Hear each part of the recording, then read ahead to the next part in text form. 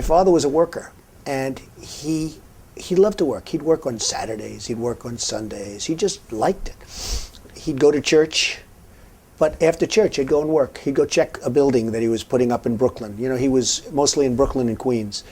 And he just loved it. And I think more than anything else, not because of what he taught me lots of different things, but I watched him be a happy man and work until he was like literally 93. He was 93 years old when he died.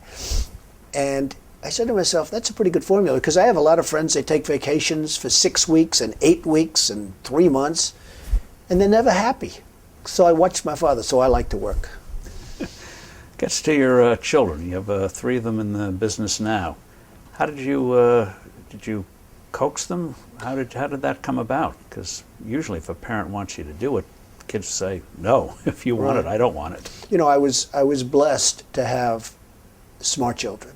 They did well in school, they got good marks, they didn't have problems. But also, I would... What kind of environment you create for that to happen? Because you have a lot of smart kids who just Right, go you have off many the smart cliff. kids that don't do well, and you have some kids that aren't so smart that work very hard that do very well. I mean, I've seen it many times.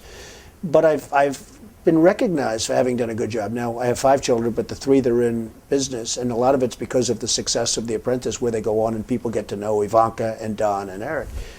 But a lot of that was early upbringing. I'd always say to them, no drugs, no alcohol, no cigarettes. And now I add for Baron, and I'd drive them crazy. I'd say every time they'd leave, no drugs, no alcohol, no cigarettes. Repeat after me, and I'd have to repeat. They'd go, Ivanka would go, Dad, will you leave me alone?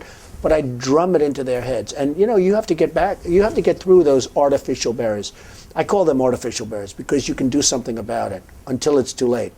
Once it's in your system, it's very hard to stop.